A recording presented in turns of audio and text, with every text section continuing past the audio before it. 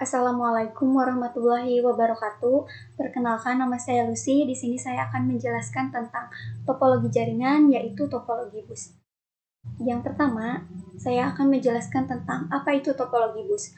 Topologi bus merupakan suatu cara atau metode yang digunakan dengan menghubungkan dua maupun lebih pada komputer secara serial menggunakan kabel utama untuk pusat lalu lintas data atau sebagai senter.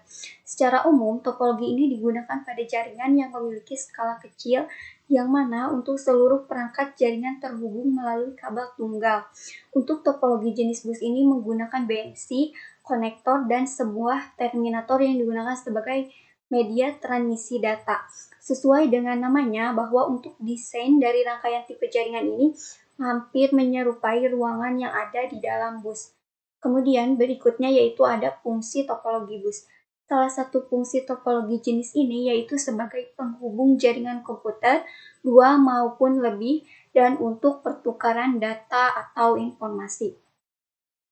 Kemudian berikutnya, topologi bus ini memiliki kekurangan dan juga kelebihan. Yang pertama, saya akan menjelaskan tentang kelebihan dari topologi bus terlebih dahulu. Yang pertama, topologi bus ini memiliki kelebihan yaitu mudah dan juga sederhana. Sebagai topologi yang memiliki tampilan sederhana, maka wajar saja jika segi instalasinya itu tergolong lebih mudah. Untuk orang yang masih awam dalam jaringan topologi, maka tidak akan merasa rumit ketika ingin menggunakan jaringan topologi jenis bus ini. Kemudian yang kedua, kelebihan dari topologi bus ini adalah memiliki desain yang unik. Topologi ini memiliki desain sesuai dengan namanya, yaitu menyerupai seperti interior bus. Desain yang berbeda dibandingkan dengan desain topologi yang lain, maka wajar saja jika jenis topologi ini dianggap sebagai topologi yang sangat unik. Terlebih lagi, untuk bagian layoutnya pun juga tergolong lebih sederhana. Kemudian yang ketiga yaitu tidak membutuhkan biaya yang mahal. Berbeda dengan jenis topologi hibrid, bahwa untuk topologi jaringan ini memiliki biaya yang tidak terlalu mahal ketika ingin diinstalasi. Hal ini dikarenakan untuk proses pembuatannya ini tidak membutuhkan kabel maupun komponen dalam jumlah yang banyak. Sebab itulah maka untuk bus topologi ini dapat digunakan tanpa harus mengeluarkan banyak biaya. Kemudian yang keempat yaitu mudah dikembangkan.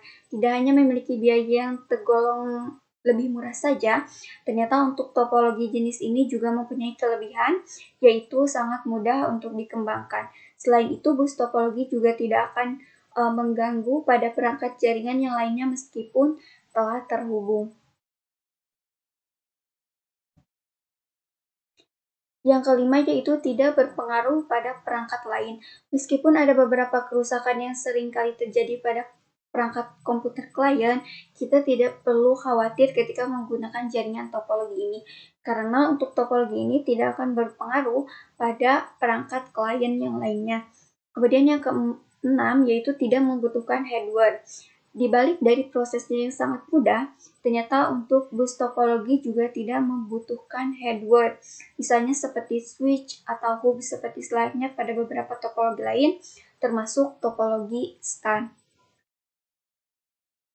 Kemudian yaitu topologi bus juga memiliki kekurangan.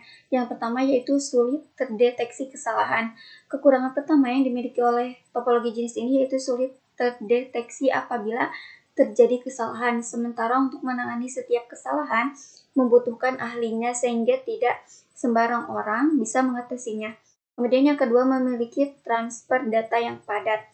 Transfer data akan menjadi lebih padat apabila perangkat komputer yang telah terhubung semakin banyak pada jalur lalu lintasnya.